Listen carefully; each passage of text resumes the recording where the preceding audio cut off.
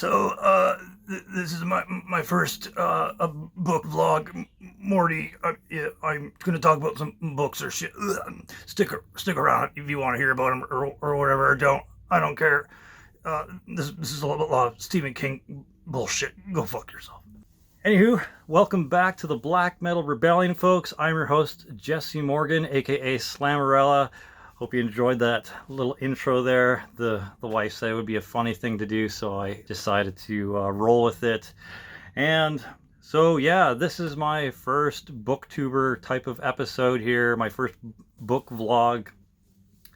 And I guess we should kind of start off with why I'm doing this and the reasons for moving in this particular direction on this channel, which, if you've been paying any sort of attention to, you might see this as sort of a slightly logical kind of direction to go in, because I'm writing my own book. I have technically already written 3 books for the most part. I'm 2 chapters away from finishing my 3rd book in the Emerald Spade series.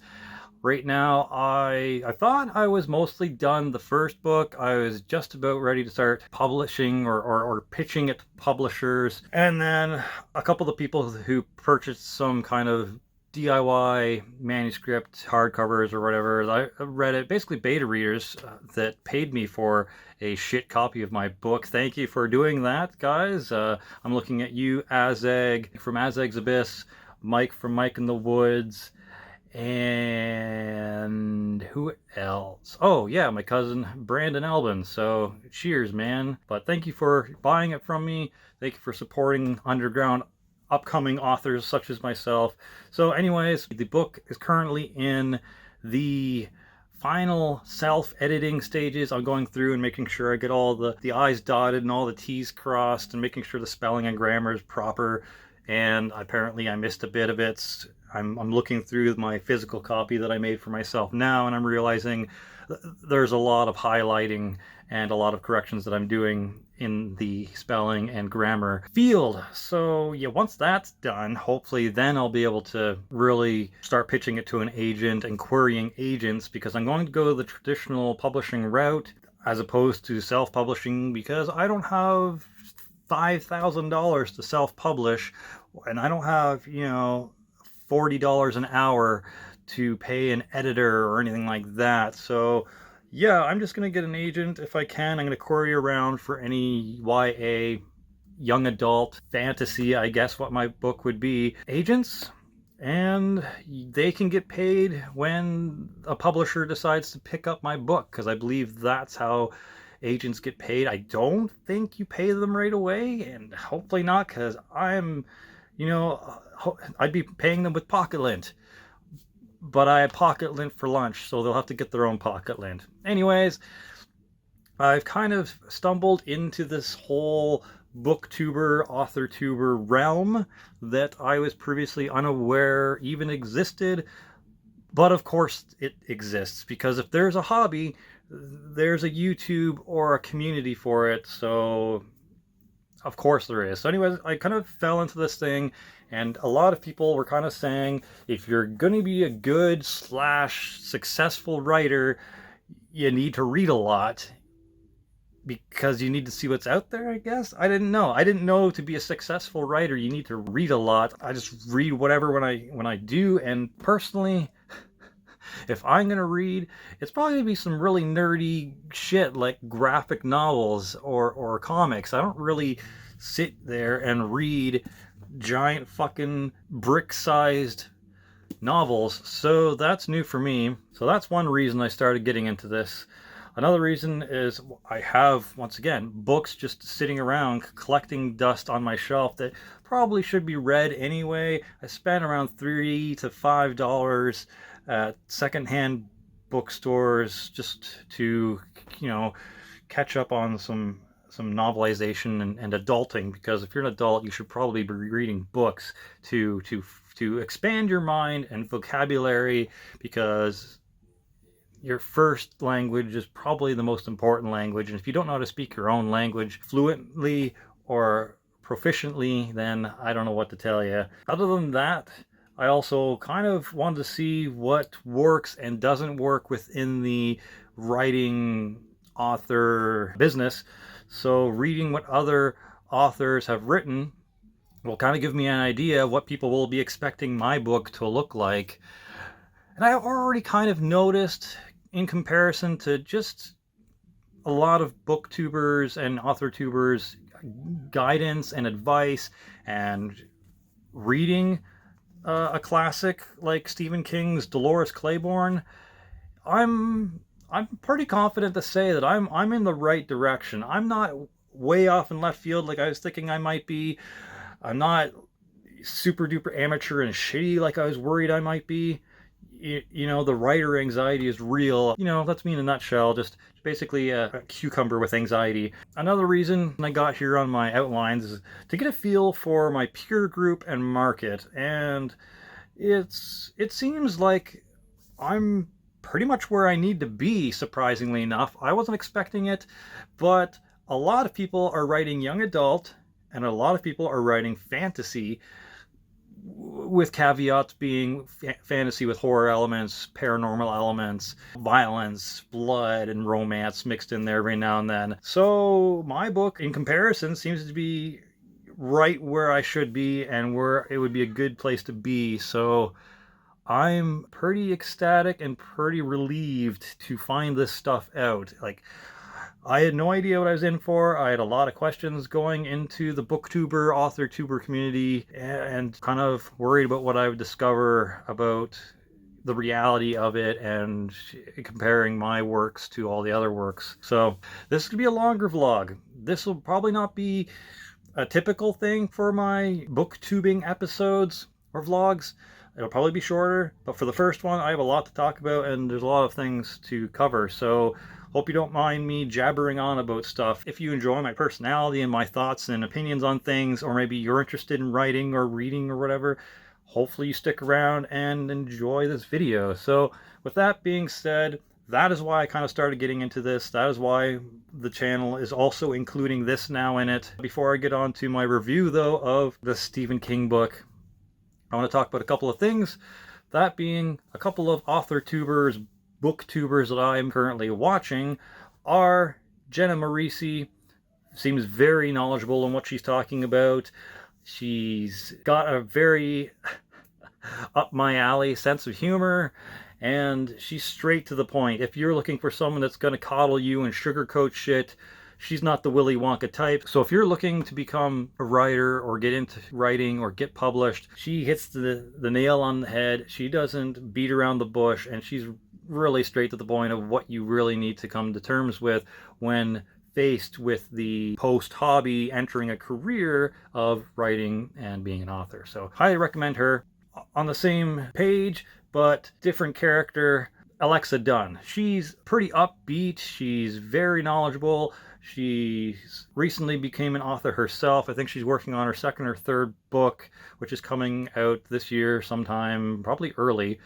And she's a little bit more nice about it. You know, she breaks down the hard facts and truths about being an author and writing and stuff. But she does it in a little more of a big sister kind of way, and not so much of a jackass best friend way that Jenna Morisi does. So I've also been watching her. She's pretty enjoyable and seems to know what she's talking about.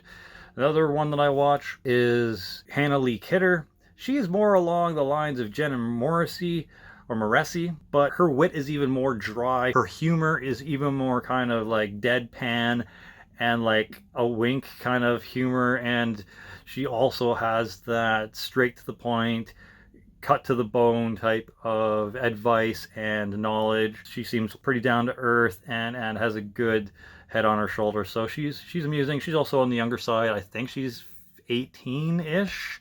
Hard to say. Another writer is Shaylin Wrights. She's also on the younger side, probably, once again, anywhere between 17 to 19. It's hard to tell. She's also fairly confident in what she talks about. She seems pretty knowledgeable. I think she's got a collection of short stories published. I know from her channel she's written a whole bunch of shit, so she has experience, obviously. I enjoy some of the the older videos that she has talking about the booktube community and author tube community. Besides the authors and writers, there's also the booktubers that I watch, one being Murphy Napier, or Napier. I'm not exactly sure how you pronounce her name. She's also very upbeat. She's very happy and like seemingly genuinely kind, friendly person, and talks about different books. Obviously, she talks about what writers want to see authors do in books or avoid in their writing. She does reviews on books as well, and she does unpopular opinions on things like Harry Potter and whatnot. So she's interesting to watch, and one that you may or may not like so much. I enjoyed his stuff, and I'm talking about Common Spence. He doesn't post a lot from what I see, and he's kind of slowed down even more recently. He's a very flamboyant, very wild energy type of vlogger who talks about books and things he likes in books, tropes he likes, tropes he doesn't like. He does the reading rush thing that happens in January or February. I'm just kind of learning about that event now myself as well. So yeah, if you're into that, you just be cautioned. He's a preferred taste. If you can handle that kind of personality, then you'll like him. If you can't, he's just gonna put you right off. Like, it took me a second or two to get over some of the eccentricities that he has, but I'm a part of the LGBT community myself, so I'm used to people that have that very flamboyant, very effeminate, high octane personality. So I enjoy him. And the last couple on here, one that I'm subscribed to, one that I'm not. One that I just recently subscribed to is Books and Lala.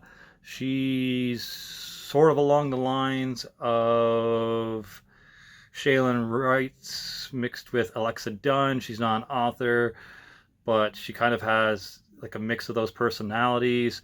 She's pretty funny. She has her own kind of personality to her that isn't like the other ones I just mentioned. She's also LGBT friendly in the community somehow. She has a husband, so I'm assuming bisexual or pansexual, if you give a shit. It is what it is. I enjoy diversity in my channels and in my YouTube personalities, so that's one thing. If you enjoy that kind of thing, she's got that little flav to it.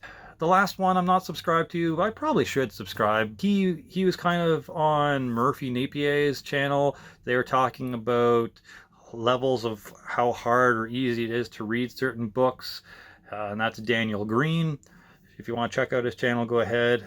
He defends fantasy books and stuff in a couple of the videos that I plan on watching. I don't know why I haven't watched them yet, but I mean, I'm a fantasy writer, so I should probably have watched him defending fantasy writing styles, right? Because that would make sense. Anywho, so those are a few of the booktubers and author tubers that I'm currently subscribed to and watch basically on a daily basis now. It helps me out with my writing, helps me out with a lot of information that I really need to know going into this thing, so there's that. Moving on to the next section of this is my TBR, which means to be read in the booktuber community. So currently finished this, which is the earliest Stephen King novel that I have, but after I'm done this, I got 3 fucking cinder blocks to read after that. So I think chronologically it goes, look at how fucking thick this thing is. Are you kidding me? Holy God. Like, that would intimidate the shit out of me if I was a not first time reader, but I mean like someone who's just gonna jump into the I'm gonna start reading novels pool. This fucking insane amount of pages. How many pages is this? It's over 520 pages. Like, this thick ass book, I'd be like, holy fuck, I'm never gonna finish a book like that size. It's holy fuck. This is a novel, dude. If you're gonna read a novel, this cinder block is definitely one that's gonna make you go, that's gonna take a year to read if you're not used to reading, for sure. So I don't know if I want to read this next, because that's a lot. But the funny thing is, the one I'm more interested in is slightly bigger. This fucking thing. Look at that. Look at the size of that. Yeah, Stephen King's Insomnia, which for some reason every now and then I want to call Insomnium. I don't know why. I don't know what the fuck Insomnium is. Is that a game? But yeah, Insomnia, because I've never heard of this before. I don't think there's a movie made on it. And if there is, then let me know in the comment section before I actually go Google that shit. But I haven't heard of it. Never heard anyone talk about it. Never seen a movie made about it from my knowledge. And I've already seen the movie Bag of Bones twice now. Once when I was younger in my teens, and once again I think last year. So I don't really feel super compelled to read 500 pages of something that I'm already technically familiar with, and probably just going to rehash but with in greater detail. So I don't know. Should I read this because it's chronologically the next thing in my collection? Or should I read this because I'm more interested in finding out what the fuck this is about? Like, look at the fucking thickness and the size of these. Jesus Christ. So, yeah. Leave it in the comments. Should I read Bag of Bones first because it's chronologically the next thing in my collection? Or should I read Insomnia because I'm more interested in it because I haven't heard anything about it or read it or saw a movie on this yet? So, yeah. Bag of Bones or Insomnia next. And then after those, I technically should probably get The Shining first, but I don't have it. And I got this book so I could read it before I saw the fucking movie, but we just recently bought the movie on DVD and watched it. So now I get to rehash this when I need to get around to it. My last one on my TBR of the books I plan on actually reading, or novels. This is another thick thing. This thing probably, how many? Oh my god. Yep, 530 more pages. So maybe next time in 10 years you'll see me review this. So there's this Dr. Sleep, but I eventually got to read too. So Dr. Sleep, Insomnia, and Bag of Bones. That's on my TBR list. Let me know if I should read Bag of Bones or Insomnia next. And the last thing on the list here is the actual review of Dolores Claiborne, which not many people talk about. I think I've seen 2 or 3 reviews on YouTube after searching for a little bit of this. And yeah, I can see why this is not one of Stephen King's more talked about ones. It's not very horror. It's not very suspenseful. It's not like his classics by any means. So like, once again, I can see why people wouldn't talk about this much. I watched the movie on this too, and as usual, the movie misses out a few of certain scenes in here that you kind of wish were in the movie, and they also gloss over some scenes where it's like, well, there is way more to that scene in the book than what they showed, but a movie can't be 7 hours long. So what the movie showed was basically what you get in the book, minus a couple of more interesting parts. But you don't need to read Dolores Claiborne. All of like the huge points that are in this are in the movie. So I'm glad I was already at least halfway through this book before I watched the movie. Otherwise, this would be totally pointless. We're going to start off with the book sins, is what I'm going to call this. Book sin number 1, in my opinion, is there is too much description. There's like 5 or 6 or 7 pages of the Dolores Claiborne character describing the bowel movements of the old lady that she has to take care of in this. I like a good shit joke as much as the next immature 30-year-old dude, but holy fuck, it didn't need to go on for 6 to 7 pages. Purple prose much? I get it, Stephen King. You can write. We get it, okay? There's describing a scene and making it colorful and cool and letting the reader really dive into your world. And then there's just beating a dead dick. That's one thing that I'm not a big fan of any book, is when there's way too much description. So that's a sin point for me. Another thing that I've kind of come to notice in the Booktuber community is that, especially Jenna Moresi, she says that you shouldn't have accents in your dialogue. So if your character, if you're trying to like spell the words to sound like the way an Irish person would be saying the words, or a French person would be a, you know, it's kind of not recommended and kind of takes the reader out of it a bit. She says that you should probably just write it normally as an English speaking person would, and then say Jack said with a thick Norwegian accent, you know, or French accent. And this did a lot of that sin. Her character speaks, we'll get about her character in a second, but her character speaks with that automatopoeia type thing where you spell it the way it sounds accent in the entire book a lot, like a lot. Every 10th word it's said and spelt in a way that's supposed to be that country bumpkin hick style of dialogue, and I'm like, oh, I don't need this. So I kind of agree with Jenna Moresi on that. So accents and dialogue, ding, has a sin for that. Thoughts in quotations and not in italics. That is one thing that happens in here quite a bit. She has thoughts while she's talking to the cop or detective or whoever she's talking to in this, and they are also in quotations. Dialogue is specifically meant for quotations 9 times out of 10, as far as I'm aware, and what I've been told. So this book kind of has that sin. If you're going to put thoughts in your book, I agree wholeheartedly that they should probably be in italics. And same with caps lock. If your word are in caps, that means the character is yelling. It doesn't mean that they're emphasizing something. If you want to emphasize something, I once again agree with Jenna Moresi, it should probably be in italics.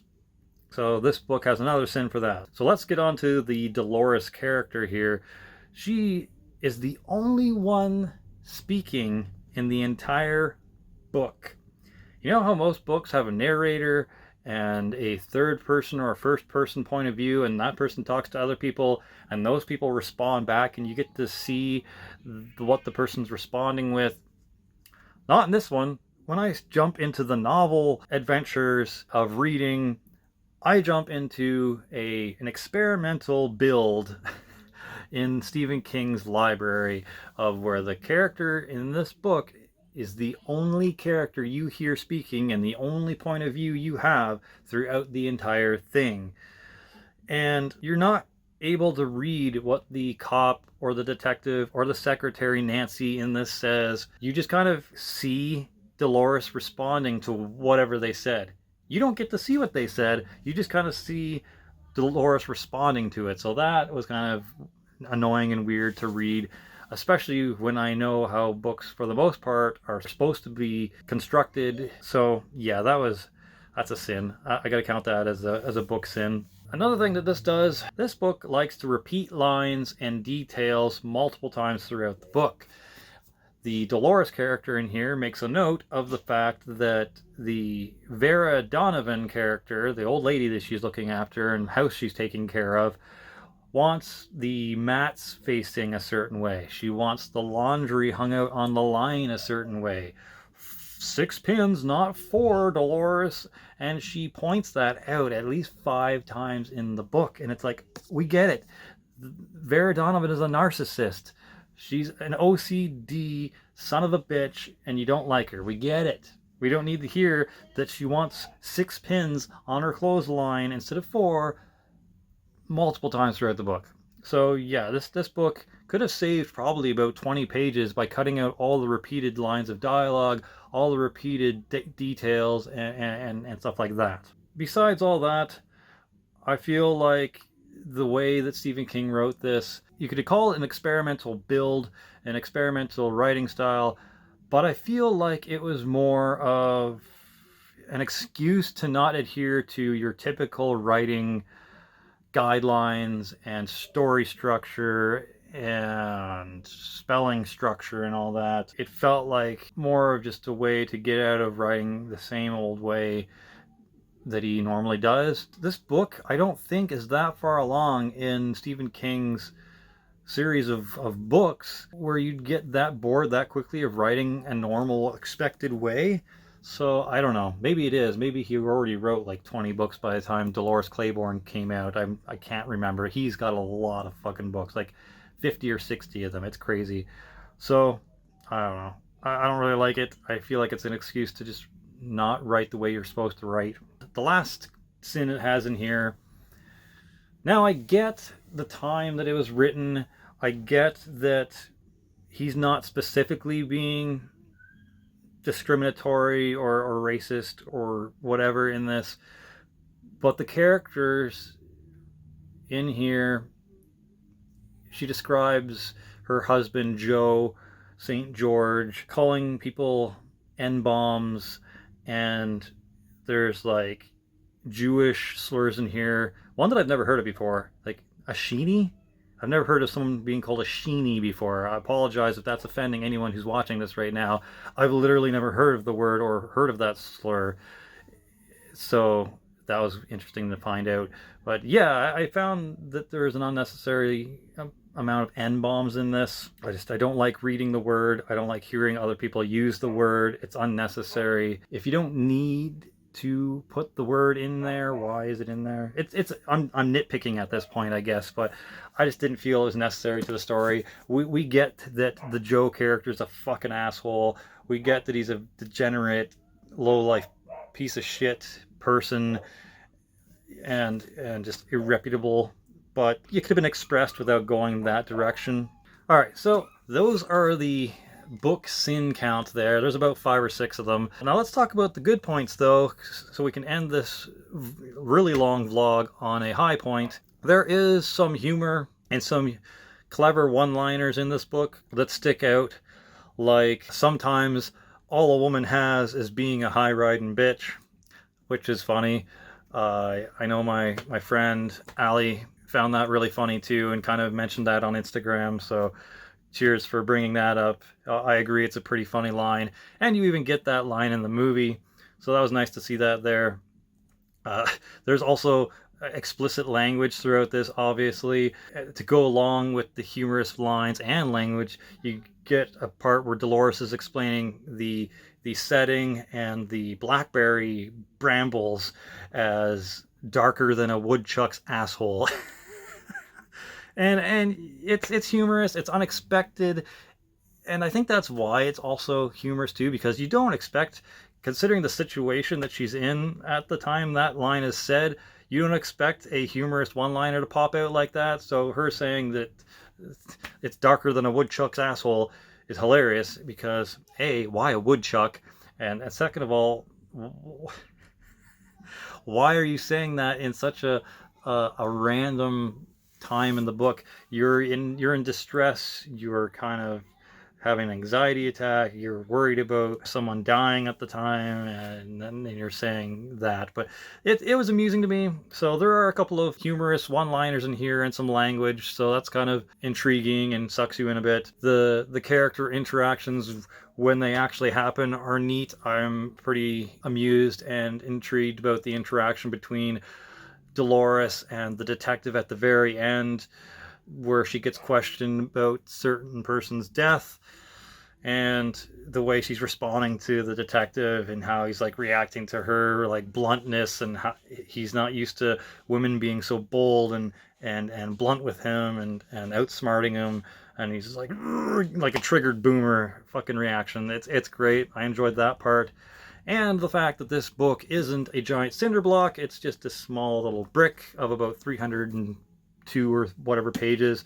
So that was nice that this could have been finished probably within a week if I really sat down and nailed out about 25 pages a day. So yeah, I think a lot of books you could probably pound out anywhere between 25 to 50 pages a day if you just allot yourself about 3 or 4 hours to sit down and concentrate and read them. I know for me it was hard because of a couple of things in here, that being the extraordinary amount of detail. Like if you're going from Goosebumps to Stephen King, you're going to have a bad time.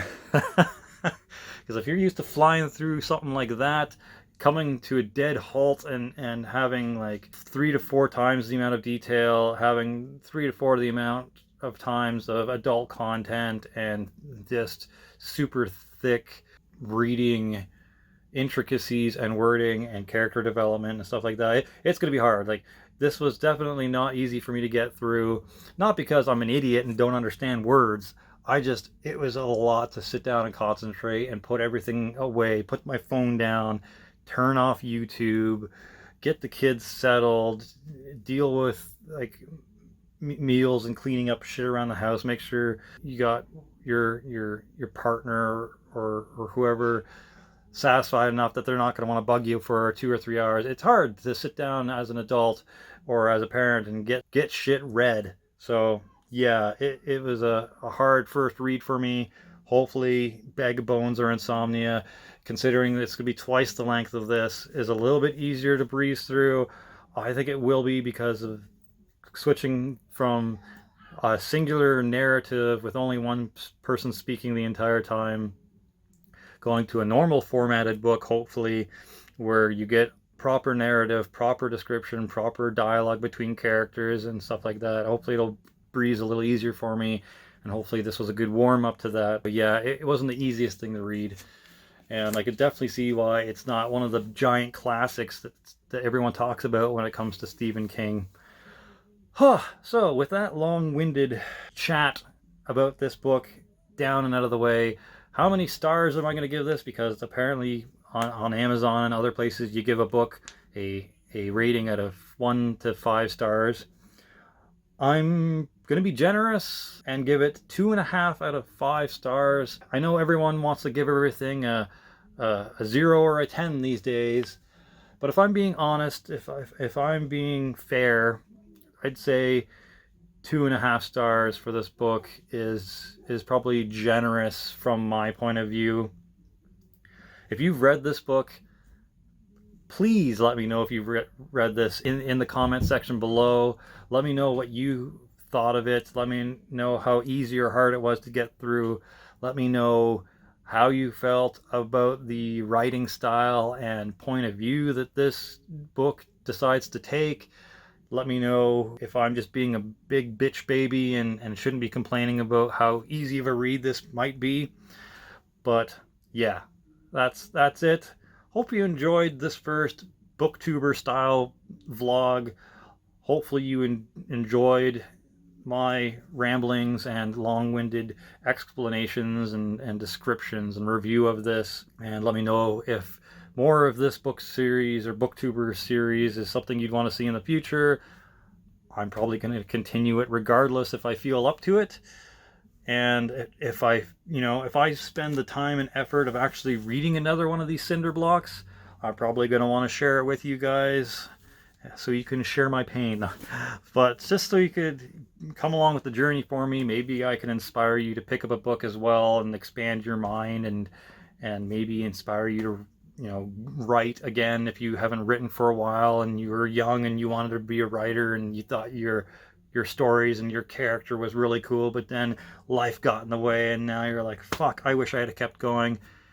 Well, pick up the pen and get going again, my friends, because it's worth it. It's a nice little hobby, and if you can do it well, it could be potentially a good career. So hopefully there's a lot more people out there reading than I expect, because as far as I'm aware, I didn't think people still really read actual books anymore. Most people I know that are anywhere near the vicinity of reading are audiobooks or digital books on iReader or whatever the fuck that site is. Most people don't actually have these dinosaurs lying around to actually pick up and physically read in front of them anymore. And I don't know how half of these booktuber, author tubers read fucking 5 of these fucking things to 10 of these things a month. Are you kidding me? Reading physical copies of books that are that thick and that big, that much in 1 month. How do you do it? I've heard that some of you cheat and that you just put on audiobooks, buy the physical copy, and say that you've read. And I've also heard that you cheat even more by putting the audiobook on double the speed, so it like runs through it super duper quickly. That's not reading. This is reading. Alright, so anyways, hope you enjoyed. Hope I didn't bore the fuck out of you if you stuck around and you're only here for metal. Before I go, actually, one more last thing. I do plan on doing some murdering of dogs. I plan on doing some Redbubble merch videos. One video, I'm going to show off all the Redbubble merch that I bought for 2019. And the second video, I'm going to be showing off a couple of new things that I've got in recently and talking about an issue that I have with one of the things I got as well. I'm going to be looking to you guys for some feedback on it. But that's it. For Glory, for the Rebel Alliance, Slammerella out. Get to reading.